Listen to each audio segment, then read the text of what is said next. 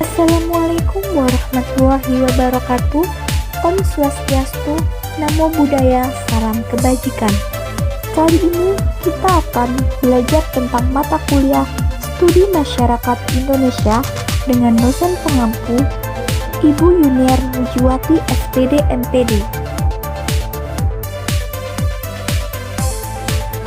Adapun judul yang akan kita bahas pada kali ini yaitu perkembangan kehidupan masyarakat Indonesia serta latar belakang dan karakteristik masyarakat kota.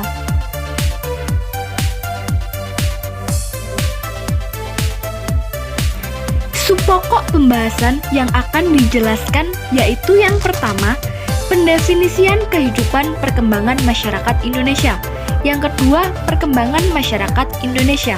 Dan yang ketiga, karakteristik atau tipe masyarakat kota. Berikut ini adalah penjelasannya. Yang pertama, pendefinisian kehidupan perkembangan masyarakat Indonesia.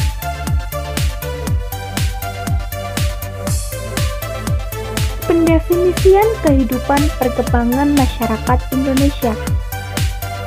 Masyarakat Indonesia mengalami 3 fase perkembangan yang menghasilkan suatu sistem atau tatanan sosial sampai saat ini, yaitu fase komunal primitif, feodal, dan kapitalisme. Perubahan atau perkembangan tiap fase dipengaruhi oleh faktor eksternal dan internal masyarakat itu sendiri, lalu dipengaruhi oleh alam.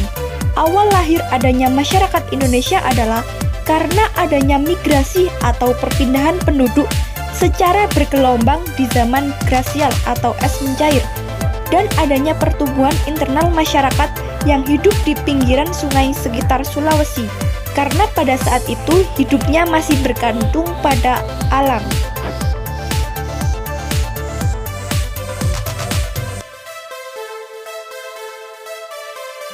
Tiga fase perkembangan masyarakat Indonesia, yaitu yang pertama ada fase komunal primitif, yang kedua ada fase feodalisme, dan yang ketiga ada fase kapitalisme.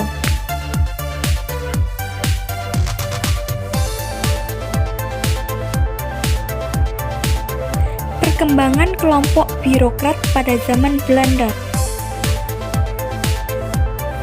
Dalam melaksanakan pemerintahannya, Belanda menerapkan sesama di atas sesama, yang artinya Belanda memerintah rakyat melalui tangan perantara, yaitu melalui golongan birokrat Jawa yang disebut priyayi.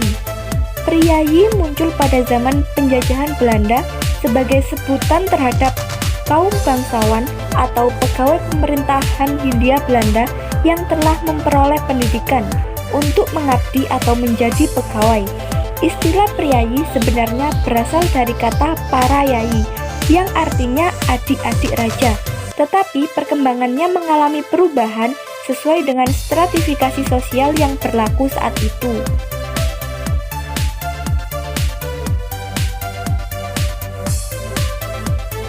Perkembangan golongan pasar di masa pemerintahan kolonial. Di luar pedagang pribumi, ada juga pedagang golongan timur asing, yaitu Cina, India, dan Arab. Mereka ini sangat sedikit sekali yang bekerja di lembaga-lembaga pemerintahan kolonial. Mereka umumnya sebagai pedagang dengan status dan hak istimewa, terutama kemudahan-kemudahan dalam menjalankan profesi. Misalnya, hak monopoli untuk mendatangkan barang-barang yang dibutuhkan orang. Belanda dan masyarakat hak mendirikan sebuah badan usaha berupa pabrik, jasa, dan perdagangan. Bagi bumi putra atau pribumi, hak istimewa tersebut tidak didapatkan karena pemerintahan kolonial menginginkan anak jajahan berada dalam kemiskinan dan kebodohan, agar mereka tidak menyadari sebagai orang yang berada di bawah penekanan dan penindasan bangsa lain. Subpokok pembahasan berikutnya yaitu perkembangan masyarakat Indonesia.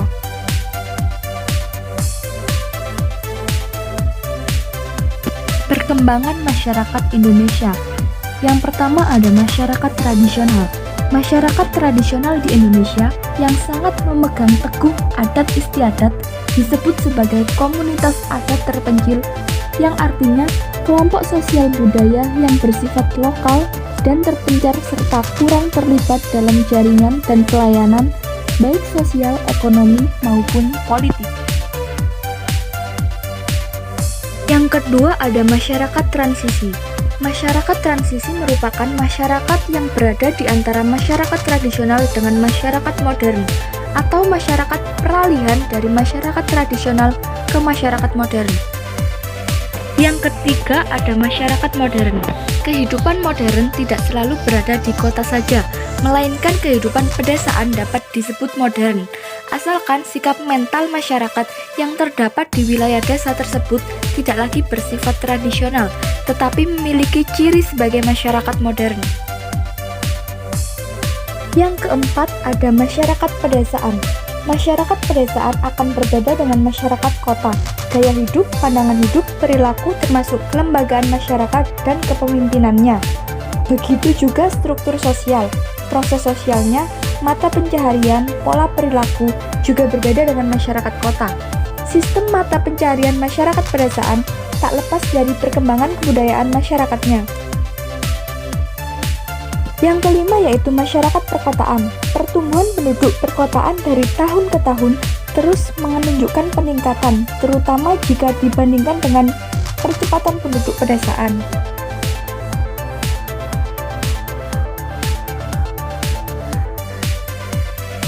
Subpokok pembahasan berikutnya yaitu karakteristik atau tipe masyarakat kota.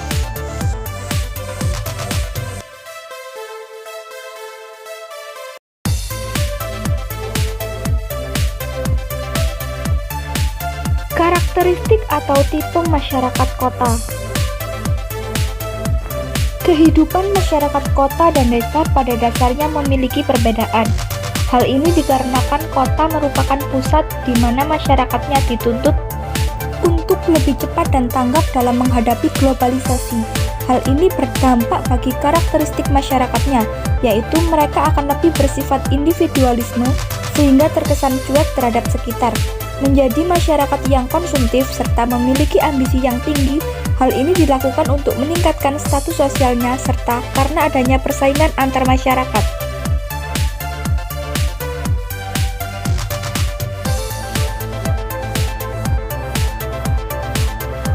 Problematika masyarakat kota. Pada prinsipnya, kota-kota tradisional di Indonesia didominasi oleh kekuasaan otoriter yang berorientasi kepada sistem nilai tradisional yang sakral. Sebaliknya, menurut prinsip kota modern, kota harus bersifat terbuka bagi semua orang dan merupakan komunitas yang dibentuk berdasarkan kesepakatan bersama antara kelompok-kelompok yang setara dengan tujuan membangun kehidupan bersama. Urbanisasi merupakan salah satu faktor pemicu perkembangan kota. Terjadinya perpindahan penduduk dari desa ke kota disebabkan oleh berbagai faktor, baik faktor penarik maupun pendorong. Perkembangan industri dan perdagangan di kota merupakan faktor penarik yang menyebabkan banyak orang untuk mendatanginya. Keinginan mendapatkan penghasilan yang lebih baik untuk mencukupi kebutuhan hidup merupakan penyebab utama terjadinya urbanisasi.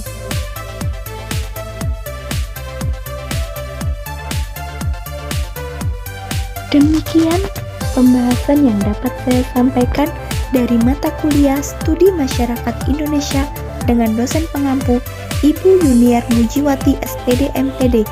Terima kasih atas perhatiannya. Wassalamualaikum warahmatullahi wabarakatuh.